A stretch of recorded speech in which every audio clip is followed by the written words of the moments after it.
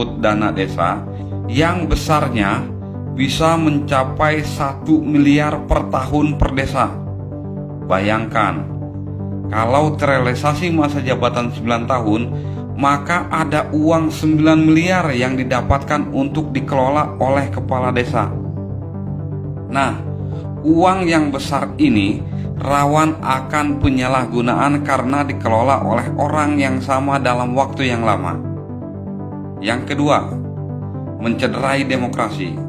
Sesuai dengan pasal 47 PP 43/2014 bahwa kepala desa menjabat 3 kali masa jabatan. Ini waktu yang cukup lama yang berakibat pada regenerasi dan kesempatan mengabdi bagi masyarakat yang sama, yakni punya cita-cita sebagai kepala desa terhalangi. Lalu, bagaimana seandainya jabatan di atasnya yang dihasilkan lewat kontestasi, semisal gubernur, bupati, menginginkan tambahan masa jabatan juga dengan alibi hampir sama seperti yang disampaikan oleh Mas Menteri Abdul Halim.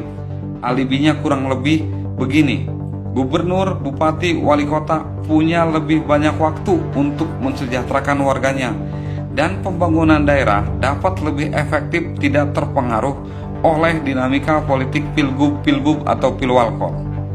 Bayangkan, proses demokrasi kita akan lebih mundur ke belakang. Yang ketiga, semakin kuatnya oligarki di desa.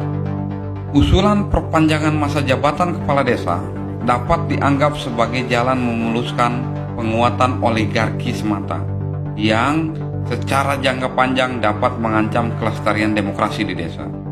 Loh, di desa memang ada oligarki? Tentu ada, tetapi dalam skala yang lebih kecil. Tapi fungsi dan perannya sama. Mereka, oligarki desalah yang mendapatkan SK pengelolaan limbah di pabrik-pabrik di desa tersebut, kalau misalnya desanya masuk ke dalam zona industri. Semakin lama berkuasa, semakin kuat mereka. Tentu ini berbahaya bagi kelangsungan demokrasi di desa. Dan yang terakhir adalah biaya pilkades akan membengkak.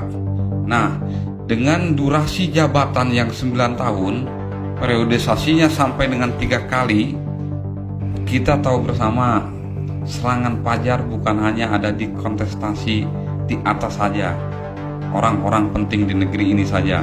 Tidak, serangan fajar juga ada di desa-desa.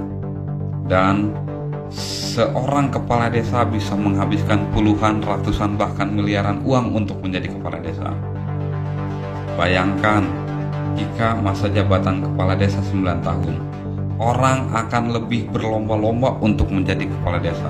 Segala cara dihalalkan, termasuk kemungkinan mengeluarkan uang yang besar, kan semakin ramai.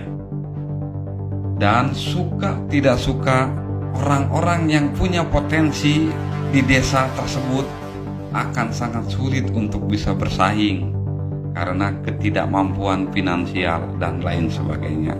Jadi penambahan masa jabatan 9 tahun akan semakin memberatkan para kontestan dalam ikut kontestasi pilkades mendatang.